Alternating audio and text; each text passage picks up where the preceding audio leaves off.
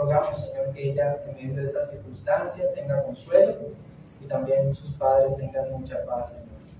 Padre, te damos gracias y oramos por este tiempo, Señor, por tu bendita palabra que va a ser predicada en esta mañana. Oro, Señor, para que nuestros corazones estén dispuestos a recibirla, para que tu palabra sea un bálsamo, para que tu palabra nos exhorte, pero también nos anime, para que sea un consuelo para nuestras almas, Señor. Y luego por mi vida, Padre Santo, para que tú la uses. Úsame como una banda de trabajo, Señor.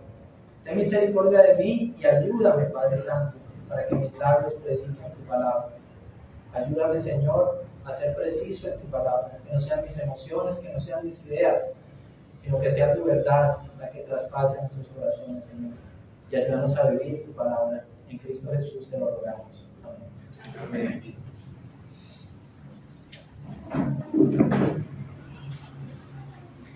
Bueno, hermanos, pueden sentarse.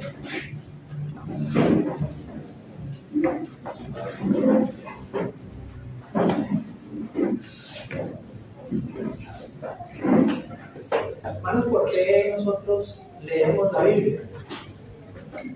Porque nosotros abrimos sus páginas una y otra vez y leemos y estudiamos la Biblia. Y sabemos que es importante, que es incluso fundamental para la vida cristiana leer la Biblia, ¿verdad? Pero debemos preguntarnos con sinceridad con qué propósito nosotros leemos la Biblia.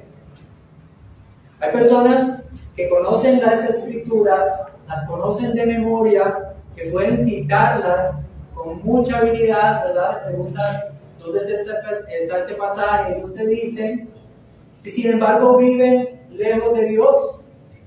Y esto es algo que no es nuevo. En los días de Jesús, los fariseos eran expertos en la ley, pero su conocimiento los envaneció y no los llevó a tener una relación viva con el Señor. Y hoy también vemos religiones y sectas que usan la Biblia, pero que no conocen al Dios de la Biblia. Hermanos, podemos estudiar mucho, podemos asistir fielmente a la iglesia, incluso podemos dar consejo y enseñar a otros, y sin embargo no tener una comunión real con el Dios de la Biblia. Y esto era algo que advertía el profeta Isaías. Dice en Isaías 29:13, este pueblo se acerca a mí con su boca y con sus labios me honra, pero su corazón está lejos de mí. La verdadera vida espiritual, hermanos, no comienza en acumular información. La verdadera vida espiritual comienza conociendo al Dios vivo. Y para conocer al Dios vivo, nosotros debemos comenzar entendiendo quién es Jesucristo, quién es la perfecta imagen del Dios verdadero. Hoy, con la ayuda de Dios, hermanos, vamos a comenzar una serie expositiva del Evangelio de Juan, una serie que vamos a titular Para que crean en su nombre. Y este será un recorrido que vamos a hacer a lo largo de este Evangelio. Vamos a tener alrededor de 61 sermones con el propósito de que nosotros veamos a Cristo con nuevos ojos y que lo veamos con una fe renovada. Ahora, para darles un poco de contexto sobre este Evangelio que vamos a comenzar a predicar, el Evangelio de Juan, debemos decir que a lo largo de la historia de la Iglesia ha sido ampliamente reconocido que este Evangelio fue escrito por el apóstol Juan, que era uno de los discípulos de Jesús, el discípulo amado, ¿verdad? Juan conocía la vida íntima de Jesús, su ministerio, su muerte, su resurrección. Él estuvo allí en todos estos eventos. Y probablemente el apóstol Juan fue el último de los evangelistas que escribió. Aunque no sabemos nosotros con certeza la fecha en que se escribió exactamente este evangelio, muchos estudiosos concuerdan que Juan escribió alrededor del año 85 y 90 después de Cristo, y que el lugar donde él escribió era en Éfeso, era una ciudad de Asia Menor, lo que hoy conocemos como Turquía, para que ustedes se ubiquen un poco. A diferencia de los otros evangelios de Mateo, Marcos y Lucas, Juan no organiza su evangelio de forma cronológica. Él no busca narrar todos los acontecimientos de la vida de Jesús. Juan tiene un propósito más profundo en mente cuando escribió este evangelio. Y el propósito que Juan tenía es que podamos conocer quién es verdaderamente Jesús y que creyendo en Él tengamos vida eterna. Es muy fácil, hermanos, para quien lee la Biblia, concebir a Jesús como un hombre, ¿verdad? Porque leemos que caminó sobre esta tierra, leemos que tuvo sed, leemos que tuvo hambre, cansancio, y vemos a Jesús como uno más de nosotros, como un hombre. Y por eso no nos es difícil concebirlo como hombre, ¿verdad? Pero ¿cuánto nos cuesta, hermano, realmente concebirlo como lo que Él es, como Dios? Por lo tanto, el apóstol Juan escribió este evangelio para que justamente nosotros podamos entender que Jesús, el Dios, ese es el propósito del evangelio, y que creyendo en Él tengamos vida en su nombre. Dice, ese propósito lo encontramos en Juan 20, 31, donde dice, pero estas cosas, hablando, él viene de un contexto diciendo que muchas cosas se han escrito de Jesús, pero estas que él escribió, pero estas cosas se han escrito para que ustedes crean que Jesús es el Cristo, el Hijo de Dios, y para que al creer tengan vida en su nombre. Juan quiere que veamos que Jesús no solamente fue un maestro, que Jesús no solamente fue un profeta, sino que Jesús es el Cristo, el Hijo eterno de Dios, el Salvador prometido desde el principio, aquel en quien encontramos la verdadera vida. Por eso, este evangelio, hermanos, es un evangelio que está lleno de maravillas, que nos revelan quién es Jesús en verdad. No encontramos aquí parábolas como en los otros evangelios, pero sí vamos a ver señales poderosas, enseñanzas profundas, encuentros personales que nos muestran acerca del corazón sabio y compasivo de nuestro Señor. Y me alegro, hermanos, al comenzar esta serie, es que no solamente llenemos nuestra mente de datos, de más teología, de doctrina, no, hermanos. Y sí, vamos a aprender doctrina, porque hay doctrina en esto, y porque es importante aprender doctrina. Pero no debes tener esto en mente como el propósito para estar presente en estos sermones, para escuchar esta serie. Lo que más deseo, hermanos, es que tú, al ver a Jesús a través de las páginas de este evangelio, tu corazón sea conmovido, tu corazón sea quebrantado, tu corazón sea encendido y transformado de amor y de su gracia, hermano. Él ha venido del cielo para salvarnos. Él ha venido para ser nuestro pastor. Él ha venido para darnos verdadera vida en abundancia. Y es mi anhelo, hermanos, que en esta mañana dejemos de ver a Jesús como un simple hombre. Y sí, Él fue completamente hombre, pero también debemos concebirlo como lo que Él es. Jesucristo es el verdadero Dios. Y que nosotros podamos decir, hemos hallado al Mesías, hemos hallado la vida, cuando conozcamos a Cristo más. Esta mañana vamos a estudiar el prólogo de este evangelio, vamos a estudiar los primeros 5 versículos del evangelio.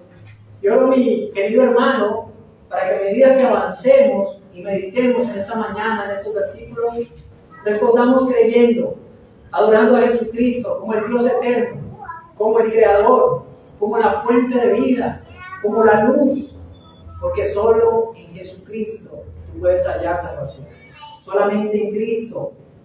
Así que, hermano, al leer el Evangelio de Juan, ya sea en esta iglesia, ya sea en tu casa, debes hacerlo en oración. Debes pedir al Señor, muéstrame a Jesús, abre mis ojos para ver al Cristo, al Hijo de Dios, porque solo viéndolo de esa manera, hermanos, podremos vivir verdaderamente, y solo creyendo en Él podremos tener vida eterna. Este sermón, hermano, lo he dividido en 2 puntos. El primer punto, Jesucristo, creador del mundo. Versículos del 1 al 3. Y el segundo punto, Jesucristo, la luz del mundo. Versículos 4 y 5. Entonces vamos a leer el pasaje y vamos a continuar con nuestro sermón en esta mañana. Quiero que abramos la Biblia en el Evangelio de Juan, que la mantengamos abierta durante todo el sermón para que ustedes estén cotejando la palabra del Señor. Vamos a leer solamente el prólogo, que son los versículos del 1 al 5, y dice el Evangelio: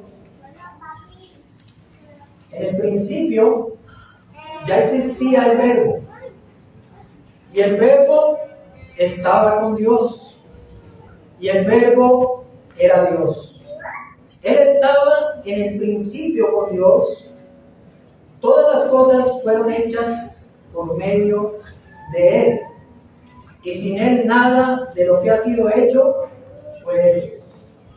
En Él estaba la vida, y la vida era la luz de los hombres. La luz brilla en las tinieblas, y las tinieblas no la comprendieron. Amén.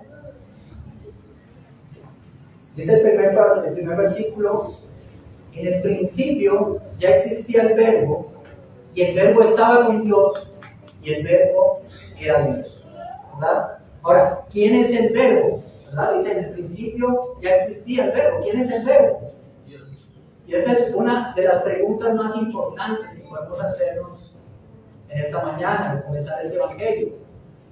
La palabra que se traduce aquí como verbo es una palabra que proviene del griego. Sabemos que el original está en griego, el Evangelio de Juan, ¿verdad? El Nuevo Testamento. Y esa palabra es el logos, ¿ok? Y que esa palabra en griego tiene varios significados. Palabra, podemos traducirla como palabra, hay Biblias que la traducen como palabra. Verbo, proclamación, declaración o mandato.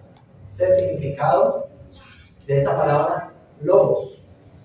Y esta palabra en la época de Jesús era un término muy rico en significado, ¿verdad? Era rico tanto para judíos como para los griegos, ¿sí? Para el judío significaba la presencia poderosa y creativa de Dios. Cuando los judíos escuchaban logos, a ellos se les venía a la mente la presencia poderosa y creativa de Dios. Y los griegos, en un término filosófico, para ellos se venía a la mente la fuerza que le da orden al universo. ¿Sí? Ahora bien, ¿a quién le atribuye Juan este título, el Logos o el Verbo? Juan se lo atribuye a Jesús. ¿Y cómo sabemos que es de Jesús del que está hablando Juan? Bueno, porque más adelante, en el versículo 14, estamos del 1 al 5, en el 14, Juan dice lo siguiente: aquel Verbo, o sea, del que está hablando, fue hecho carne y habitó entre nosotros, y vimos su gloria, gloria como del unigénito del Padre, lleno de gracia y de verdad. Y sabemos que aquel que caminó entre nosotros, que se hizo carne, es Cristo. O sea que Juan está atribuyendo este nombre, el Verbo, a Jesucristo. Y Juan con esto está intentando captar la atención no solamente de judíos, sino también de los griegos.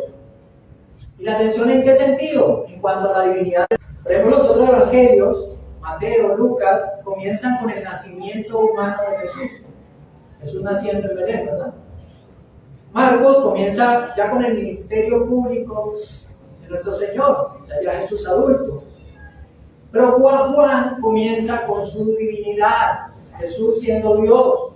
Él no empieza con Jesús sobre la tierra. Él comienza con Jesús siendo el Hijo eterno de Dios, aquel que está en los cielos y se hace hombre. Ahora, Juan también inicia aquí el primer versículo de su evangelio con la palabra en el principio, ¿verdad? Dice en el principio ya existía el Verbo. ¿Y qué significa eso? Porque él dice en el principio, o a cuál principio se refiere Juan. Bueno, Juan se refiere al principio de todas las cosas, ¿verdad? La palabra principio nos debe trasladar a Génesis 1:1.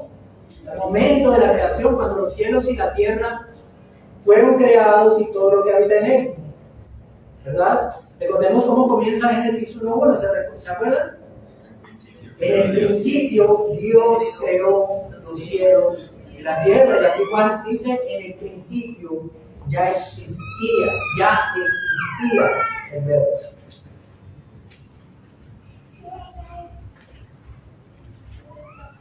Y él dice que en este principio de todas las cosas ya existía el verbo. Y cuando nosotros observamos el texto original griego del Evangelio de Juan, la palabra que se traduce allí en nuestras Biblias como ya existía, la Reina Valera como ya era, la palabra ahí, es una palabra que se encuentra conjugada en tiempo imperfecto. ¿Por qué les digo esto, hermano?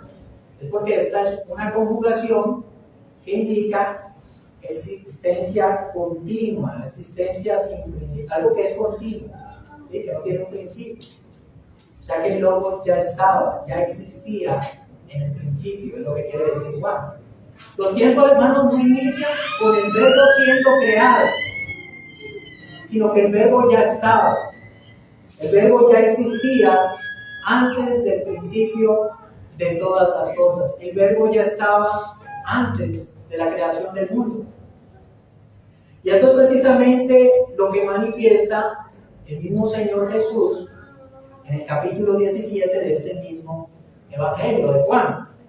En Juan 17, 4, 5, Jesús dice lo siguiente, nuestro Señor, hablando con el Padre, dice: yo te glorifiqué en la tierra, habiendo terminado la obra que me diste que hiciera. Y ahora, glorifícame tú, Padre, junto a ti, con la gloria que tenía contigo antes de que el mundo existiera. Cristo tenía gloria antes de que el mundo existiera. Y ya con este inicio de Juan podemos entender lo que Él nos quiere transmitir. Que el verbo es eterno, que este verbo no tiene principio. Hermanos, es muy importante entender esto, porque nos aclara al mismo tiempo que el verbo no puede ser una criatura, no es una creación, porque Él ya estaba antes de que todas las cosas fueran hechas.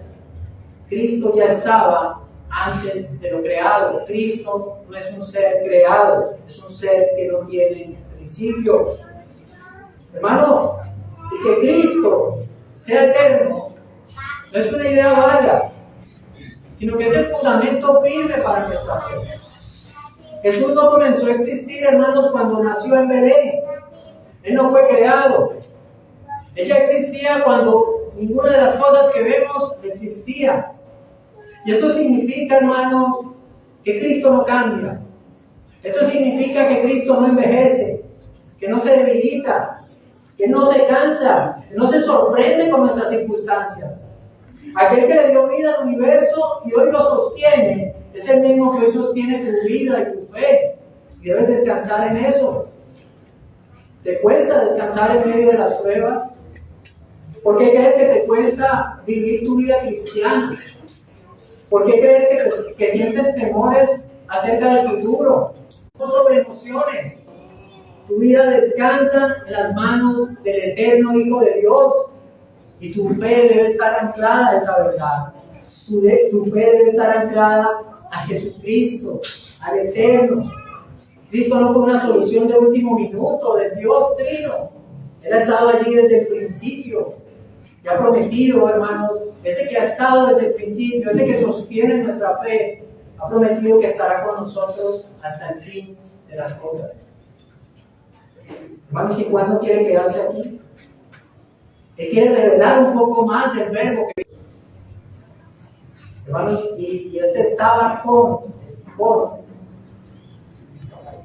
es una preposición, ¿verdad? El griego pros, la traducimos con, y esta preposición indica compañía, o acompañamiento, ¿verdad? Por ejemplo, si yo digo, el hijo estaba con el padre, ¿cuántas personas hay ahí? 2 personas, ¿verdad? El médico estaba con su paciente, 2 personas. Habla de 2 seres distintos. Si uno está junto al otro. ¿Qué quiere decir acá? El verbo estaba con Dios, que existía Cristo, el verbo, con otra persona diferente a él, ¿verdad? Cristo estaba con el Padre. Entonces, cuando el apóstol Juan declara que en el principio ya existía el verbo, y el verbo estaba con Dios, lo que él está indicando aquí es que el verbo, ese verbo se encontraba junto a Dios. A otra persona es el Padre. Bueno, porque en Primera de Juan, el mismo apóstol, cuando escribe Primera de Juan, en el capítulo 1, versículo 2, no en el Evangelio, sino en la primera epístola, él dice: y la vida se manifestó, hablando de Cristo, nosotros la hemos visto y damos testimonio y le anunciamos a ustedes la vida eterna que estaba con el Padre y se manifestó a nosotros. Es un eco de este mismo pasaje. Lo que esto nos enseña, el Padre y el Hijo, cara a cara, una relación íntima. ¿Desde cuándo? Desde toda la eternidad. Y aquí no encontramos, hermanos, solamente un dato teológico. Encontramos una invitación a la comunión. El Hijo de Dios ha estado en perfecta relación con su Padre desde toda la eternidad. Y lo más asombroso de todo, ¿saben qué es, hermanos? Que por medio de Él, tú también has sido traído a esa comunión con Él, con el Dios Trino. Yo te pregunto, hermano, ¿alguna vez tú te has sentido lejos de Dios? ¿Has pensado que el Hijo Eterno, que ha estado cara a cara con el Padre desde toda la eternidad, y ese Hijo que ha estado cara a cara con el Padre, te ha abierto camino para que tú también estés junto a Él? ¿Te cuesta creer que tus oraciones son escuchadas, hermano? Cristo está con el Padre.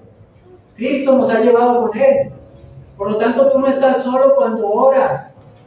El mismo que ha estado con el Padre desde siempre intercede por ti y te representa ante ese Padre. Y ahora, hermanos, nosotros hemos dicho que hay una distinción entre el verbo y Dios. Pero después cuando hay Dios, pero aquí dice que el verbo estaba con Dios y que el verbo es Dios. Entonces, ¿el verbo es Dios o el verbo no es Dios? Pero Juan dice que el verbo está con Dios, pero al mismo tiempo el verbo es Dios. Y esa lógica nos lleva a pensar que hay una posible contradicción. ¿De qué estás hablando acá, Juan?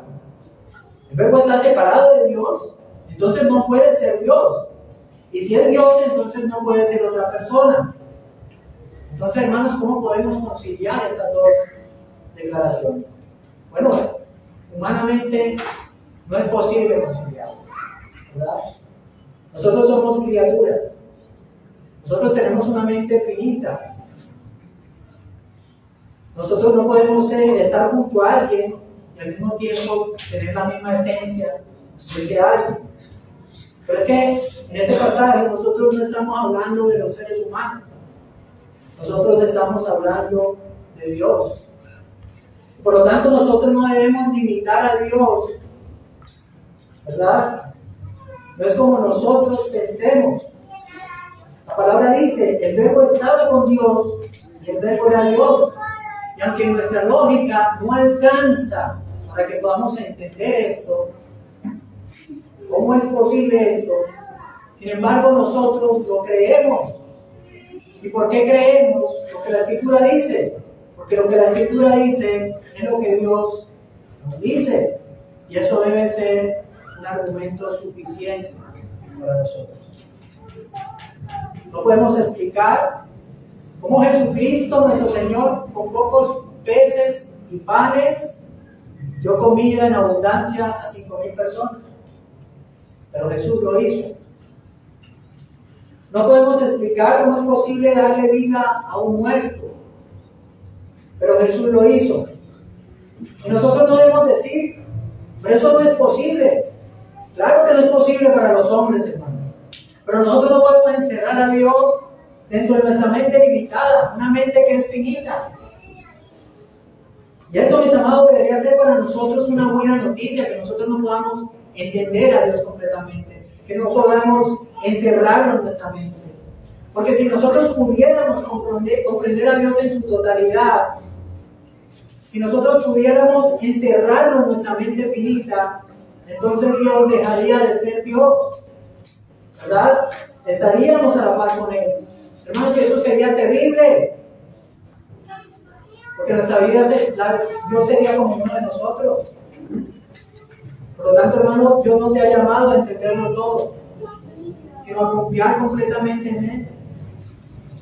Y lo que Él ha revelado en su palabra es suficiente para vivir y para morir con la mayor esperanza, hermano. No se trata de que apaguemos la razón, no se trata de eso. Se trata de que reconozcamos con humildad que nuestra razón tiene límites, que estamos delante de un Dios eterno, infinito. No siempre vamos a poder explicarlo todo, pero lo que sí podemos afirmar es lo que la Escritura nos dice: lo que es imposible para los hombres es posible para Dios. Sin embargo, ese no es el énfasis que quiere hacer aquí Juan. El énfasis es que ese verbo ya existía desde el principio de los tiempos, y que no solamente estaba junto a Dios cara a cara, sino que ese verbo también es Dios.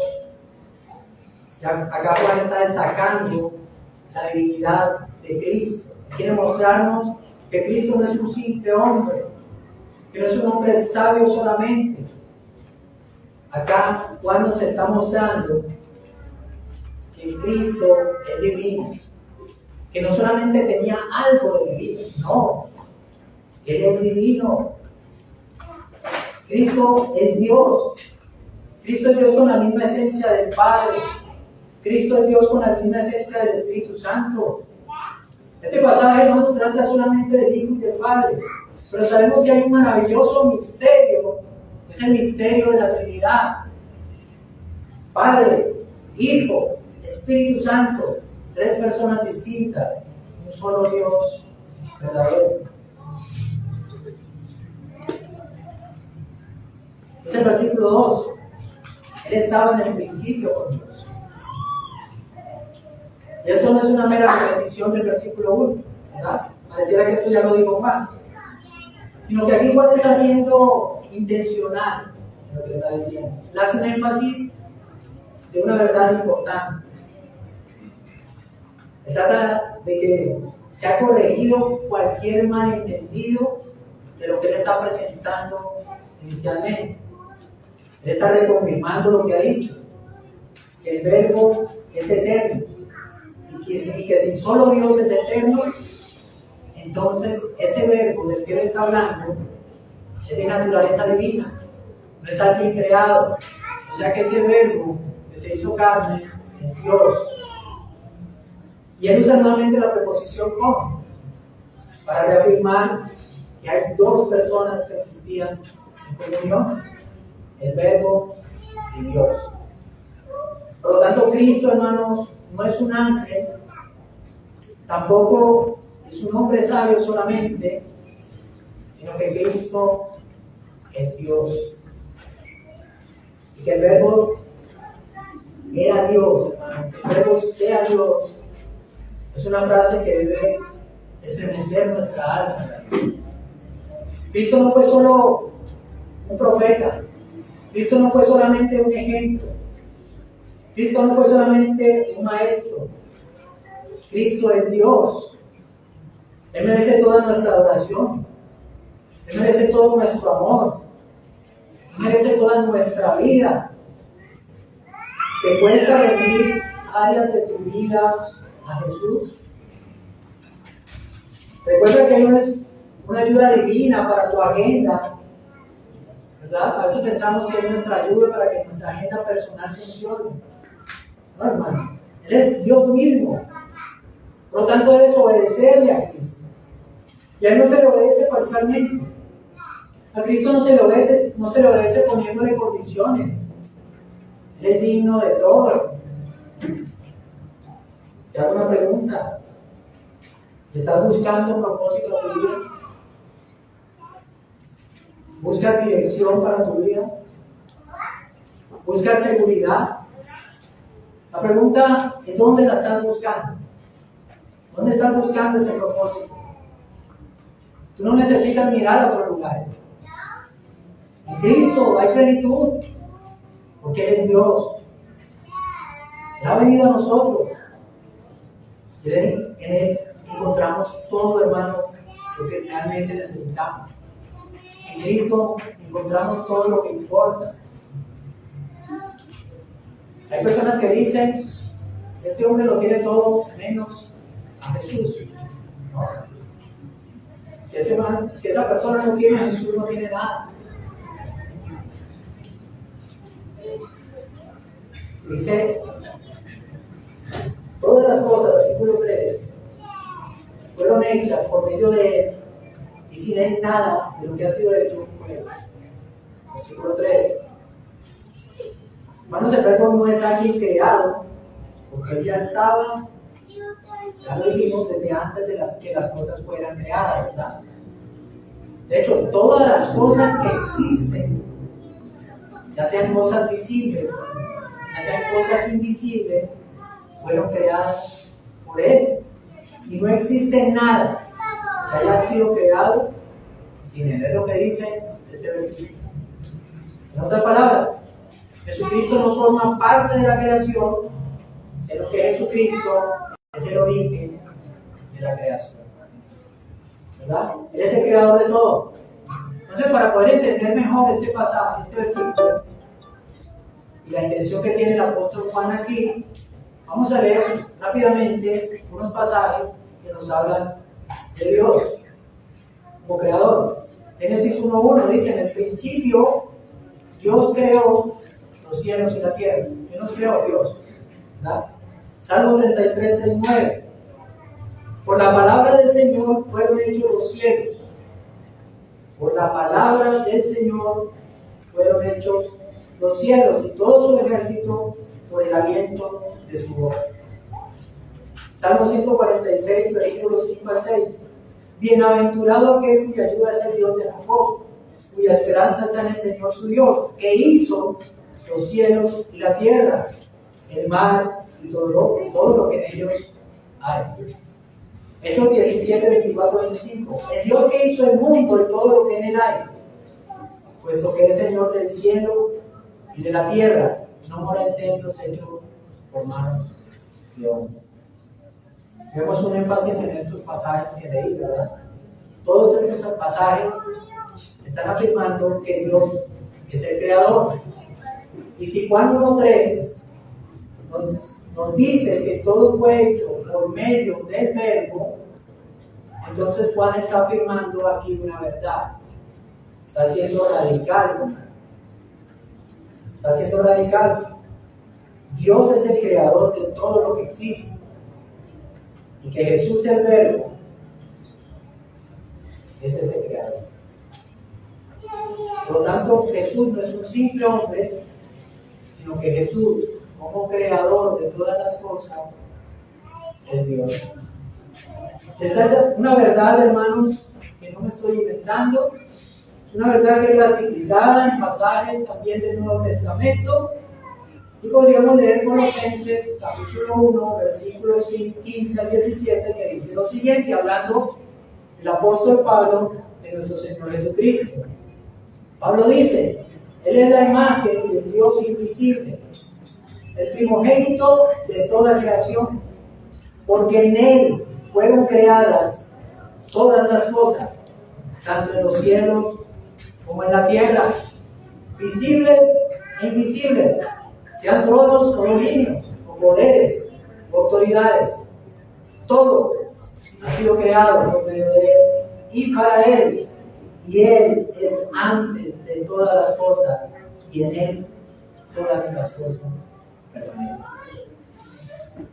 Y es importante entender algo, hermanos, en esta mañana. Que si Dios es el creador de todo, también es el Señor de todo. A Él todo le pertenece. ¿Qué le pertenece a Cristo? Los cielos, la tierra, los ángeles, los seres humanos. Por lo tanto, Tú y yo, hermano, le pertenecemos a Cristo. No somos dueños de nuestra vida. Por lo tanto, nosotros tenemos una responsabilidad y es vivir para Él. Yo te pregunto, mi amado hermano, ¿tú le honras como Señor? ¿Obedeces a su voz y tiemblas a su palabra? Todas las cosas en los cielos, en la tierra, se sujetan a su voluntad. Aún los ángeles del cielo se sujetan a su voluntad. Yo te pregunto, ¿te estás sujetando a su voluntad? ¿Realmente te estás sujetando a la voluntad de aquel que te creó? ¿Cómo es tu relación con Dios? ¿Es tu relación con Él solamente una relación superficial, externa, una religiosidad? ¿Tienes por dentro entonces un corazón rebelde que hace lo que le parece? Puede que vengas cada domingo a la iglesia, ¿no? Puede que levantes los brazos durante los tiempos de adoración. Pero si tu corazón no se ha rendido al señorío de Cristo, tú estás viviendo en rebeldía ante tu Creador. Y ahora que tú entiendes, según este pasaje, lo que hemos estudiado en esta mañana, que Jesucristo es Dios y que Él es el dueño incluso de nuestras vidas, ¿y cómo vas a responder a partir de ahora a esta verdad?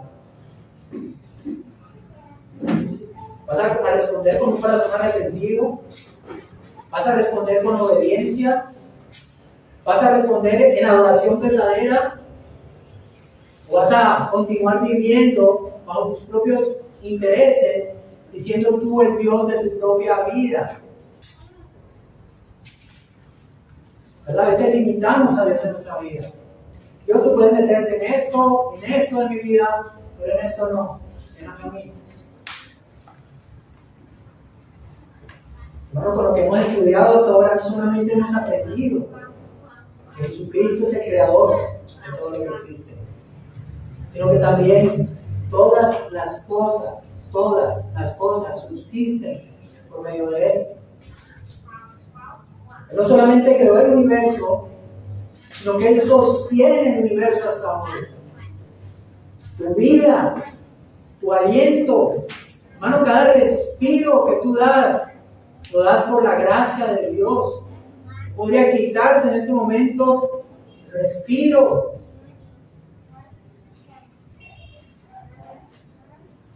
Tu existencia, hermano, depende de Él. Y debes estar consciente de esta realidad. Y estar consciente de esta realidad, hermano, es algo glorioso. Porque nos permite vivir en obediencia y con temor y temor. Y esto da paso a nuestro segundo punto. Jesucristo, la luz del mundo. Versículos 4 y 5. Dice el versículo 4, en Él estaba la vida, y la vida era la luz de los hombres.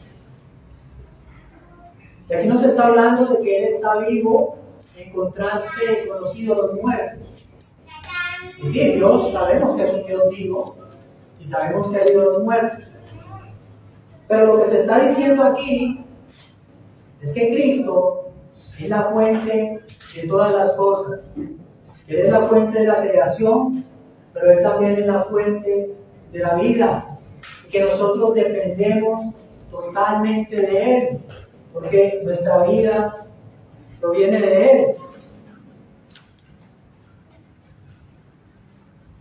Y al inicio de este sermón decíamos que en Juan 20 encontramos el propósito, ¿verdad?, de este evangelio. El apóstol Juan escribió que estas cosas fueron escritas con el propósito de que al entender estas cosas hallemos vida. Y él no se está refiriendo aquí, el apóstol Juan, a vida física, ¿verdad? Porque las personas que ven el evangelio no entienden. Antes de entenderlo, también tenían vida, ¿verdad? Vida física.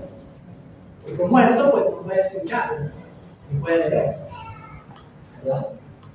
Entonces, a lo que se refiere Juan, cuando dice que hallamos vida en esto, está hablando de una vida espiritual, una vida que el hombre por naturaleza no tiene, y que el único modo de alcanzar esa vida es a través del Verbo. Y entendemos que ese Verbo es Jesucristo, el Hijo de Dios. Jesucristo es la vida. Juan 11:25, el mismo Evangelio. Jesús le contestó: yo soy la resurrección y la vida. El que cree en mí, aunque muera, vivirá. Juan 14:6, Jesús les dijo: yo soy el camino, la verdad y la vida. Nadie viene al Padre sino por mí. Jesucristo no solamente es Dios. Jesucristo no solamente es el Creador. Jesucristo es la vida misma. Estábamos muertos ante lo espiritual. Íbamos rumbo al infierno, odiando lo que Dios nos dice que debemos amar, haciéndonos daño a nosotros mismos, ¿verdad? Haciéndole daño a otros con nuestro pecado, andando en borracheras, fornicaciones, en egoísmos, en mentiras, en envidias. Pero en la obra de Cristo Él nos dio vida para que ya no anduviéramos en esas cosas, ¿verdad? Para que no viviéramos esa vida miserable que teníamos antes de conocerle.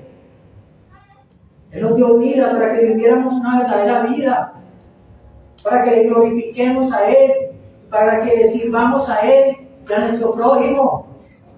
Para eso nos rescató el Señor. Para que odiemos lo que Él odia, para que amemos lo que Él ama. Y esta debería ser nuestra respuesta de gratitud ante ese Creador que tuvo misericordia de nosotros. Cristo murió por ti. ¿Tú has meditado en eso? ¿Qué significa Cristo murió por mí? ¿Has meditado en eso? Hermano, ¿eres agradecido con lo que Cristo ha hecho por ti? Y quizás tu respuesta sea sí sé lo que es y sí soy agradecido. Bueno, ¿cómo lo estás demostrando? ¿Cómo lo demuestra tu vida? ¿Cómo refleja tu vida ese agradecimiento a Cristo? ¿Es tu vida una vida que le glorifica porque estás viviendo como Él demanda que vivamos? ¿Hay coherencia en lo que crees? ¿En la manera en que estás viviendo tu vida cristiana? ¿Tienes una vida de comunión con Él? ¿Tienes una vida de comunión con tus hermanos, con la iglesia, porque es su cuerpo y está unida a Él? Yo te pregunto, amado hermano, ¿cuándo fue la última vez que oraste 15 minutos? ¿Cuándo fue la última vez que meditaste en las Escrituras? ¿Cuándo fue la última vez que tuviste verdadera comunión con tus hermanos? Los que te rodean pueden expresar de ti: sí, realmente a este hombre Cristo le dio vida, porque ven en ti una vida diferente. ¿O qué ven los que te rodean? ¿Ven a la misma persona de siempre, únicamente que ahora tiene un rótulo que dice cristiano? No es decir que somos cristianos lo que nos hace cristianos, hermanos. Es vivir conforme a la voluntad de Dios. Es vivir en obediencia a Cristo, al Creador, al que estaba antes de que las cosas fueran. La vida no es simplemente respirar, hermano. La vida es vivir en comunión con Dios. Eso es vida, hermano. Y la manera de vivir en comunión con Dios no es otra sino a través de Jesucristo. ¿Ya estás viviendo esa verdadera vida? ¿Estás teniendo una vida de comunión con Cristo? Ahora, hermanos, este versículo no solo nos habla de que en Él estaba la vida, sino que también dice que Él era la luz de los hombres. No solamente es la vida, sino la luz de los hombres. Juan 8:12. Todo lo he leído en el mismo Evangelio. Jesús les habló otra vez diciendo: yo soy la luz del mundo. El que me sigue no andará en tinieblas, sino que tendrá la luz de la vida. Juan 12:35. Jesús entonces les dijo: todavía por un poco de tiempo la luz estará entre ustedes. caminen mientras tengan luz para que no les sorprendan las tinieblas. El que anda en la oscuridad no sabe a dónde va. Juan 12:46, yo la luz he venido al mundo para que todo el que cree en mí no permanezca en tinieblas. Amados míos, Jesucristo es la luz. Y sin Cristo andamos en tinieblas. Hermanos, es terrible caminar en las tinieblas de este mundo oscuro, mundo que está oscurecido por el pecado. Caminar en tinieblas es caminar sobre la muerte, es caminar sobre aquellas cosas que nos hacen daño. Caminar en tinieblas es caminar lejos de Dios, porque Dios es luz y en Él no hay tinieblas, dice la Escritura. Y todos sabemos que el mal es descrito como tinieblas y que la luz en cambio representa lo que es bueno y puro. Cristo es esa verdadera luz de bondad y de pureza que nos permite ver el camino por el que andamos, para que nos apartemos de la muerte.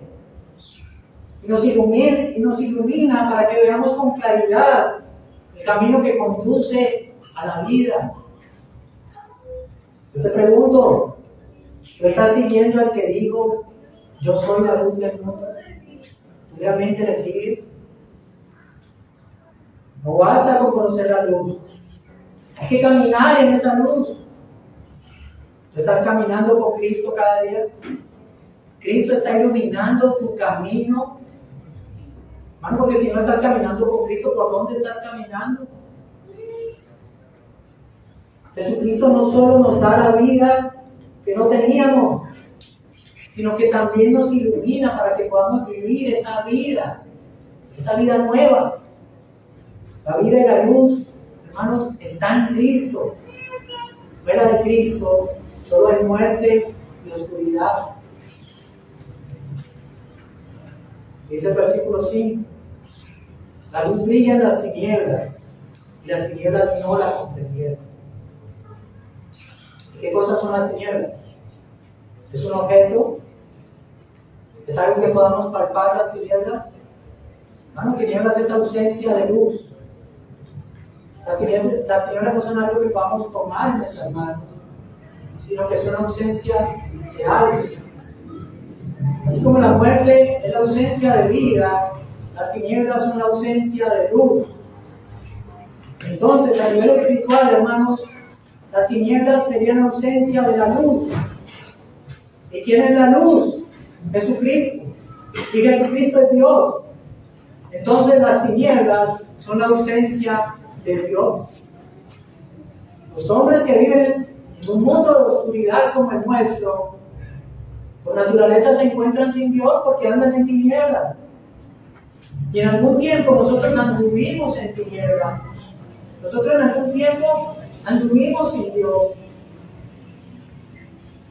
Y por eso Juan declara en el versículo 5 que la luz resplandece en las tinieblas.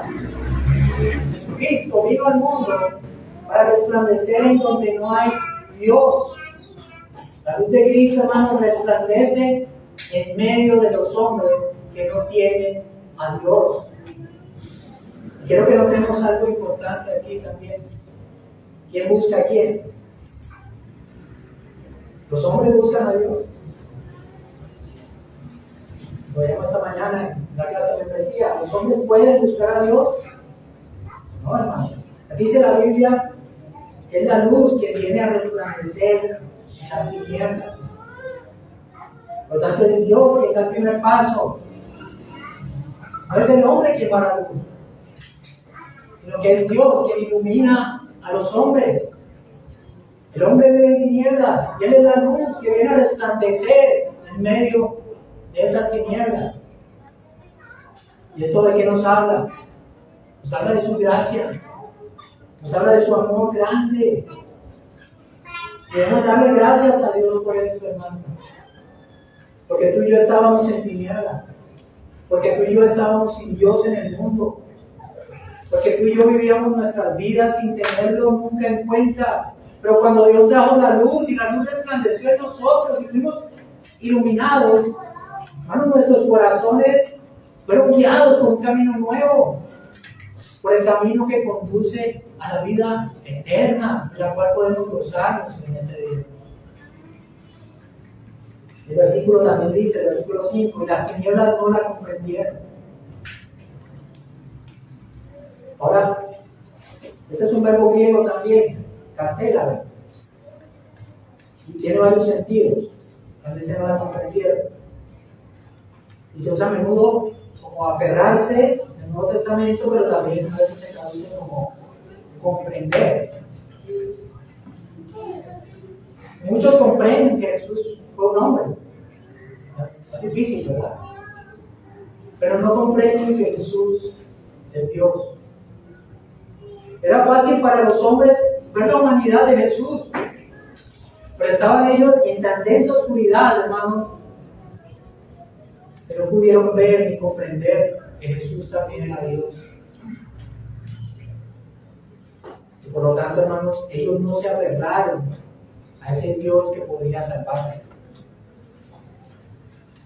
A menudo, hermanos, cuando vienen pruebas, sentimos temor. Nos turbamos con la aflicción, ¿verdad? Cuando llega la aflicción a nuestra vida. Pero si nosotros escucháramos a Cristo y le comprendiéramos, y comprendiéramos que Jesús es Dios, que Jesús es soberano sobre su creación, que a Él nada le sorprende. Él mismo declara en las Escrituras: toda autoridad me ha sido dada en el cielo y en la tierra.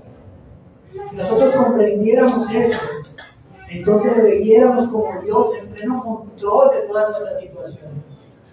Si realmente comprendiéramos quién es Él, nosotros viviríamos en este mundo sin afanes, viviríamos controlados por el Espíritu Santo, viviríamos inmersos en su paz, esa paz que sobrepasa todo entendimiento. Yo te pregunto, amado hermano, ¿confías en que la luz ha vencido al mundo, las tinieblas? ¿Confías en esa luz incluso ahora que todo te parece oscuro a tu alrededor? Que quizás haya aflicción en tu vida. ¿Tú seguirás viviendo en temor y duda?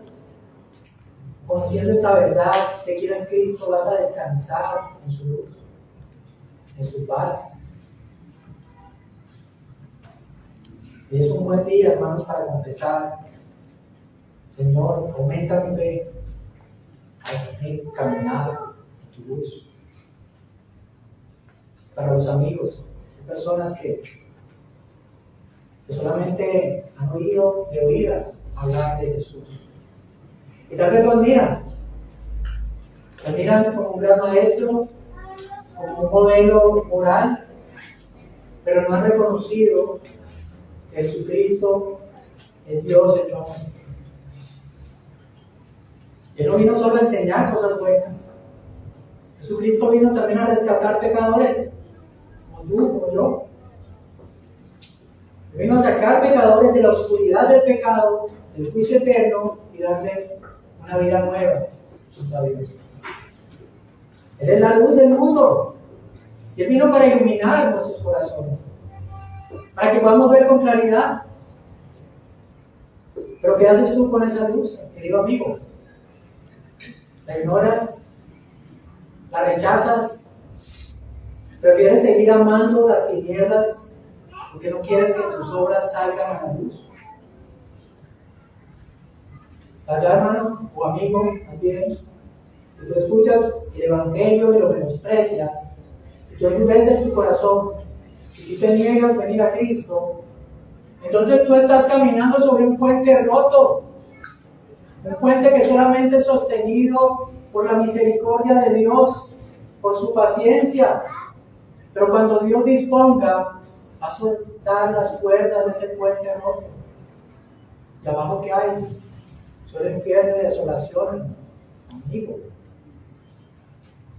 Y si eso ocurre, mi querido amigo, ya no habrá más oportunidad, porque estarás delante del mismo Jesús que hoy te está llamando al arrepentimiento. Pero dice que debemos buscar al Señor mientras pueda ser hallado, porque habrá un tiempo en que no podremos hallarlo. Y entonces, en ese momento, Él ya no será tu Salvador, será un juez. Hoy es el día del arrepentimiento para aquellos que no han confiado en Jesucristo. Y no es mañana, no es más tarde, porque nuestra vida no nos pertenece. Se pertenece al Creador de la vida. Si tú escuchas hoy su voz, no endurezcas tu corazón. Arrepiéntete de tus pecados. Reconoce la necesidad que tienes de un Salvador. Cree en Jesucristo como el Hijo de Dios, que murió en una cruz para rescatar al pecador y darle vida eterna. Entonces comienza a vivir una vida nueva, a la luz de su presencia, siguiendo su palabra y caminando junto a Él. Y ya para concluir, hermanos, recordemos que este Evangelio fue escrito con un propósito, para que creamos que Jesús es el Cristo, el Hijo de Dios, que inicia mostrándonos a Jesús como Dios, como lo que es.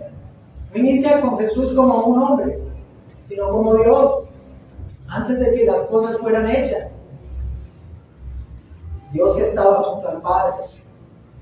Jesucristo es el Creador, es soberano sobre todos nosotros y sobre todas las cosas. Él sostiene nuestra vida y, más importante que eso, nos da vida eterna. Él es la luz del mundo, y sin la luz nosotros como vivimos en tinieblas, pero Cristo nos ilumina. Él hace que nuestros corazones oscurecidos resplandezcan en su gracia. Sin Él estábamos muertos en nuestros delitos y pecados. Éramos ajenos a la vida, pero Él nos resucitó por su gracia. Él nos dio vida con Él. Nosotros ya no caminamos en oscuridad si hemos creído. Ya no somos esclavos del pecado. Nosotros hemos sido trasladados del reino de las tinieblas al reino de su amado Hijo. Estando en la cruz, hermanos, nuestro Señor alguna vez exclamó: Dios mío, ¿por qué me has abandonado? Él estuvo colgado durante 6 horas, 6 horas de lenta agonía, 6 horas oscuras, 6 horas de tinieblas. Pero Jesús quiso esto por nosotros. Él algún día expresó: nadie me quita la vida, sino que yo la doy de mi propia voluntad. Jesucristo, hermano, descendió de los cielos. Jesucristo entró en las tinieblas para tomarnos en su gracia y para llevarnos a la luz, para que en Él tengamos vida eterna. Amén. Vamos a ver.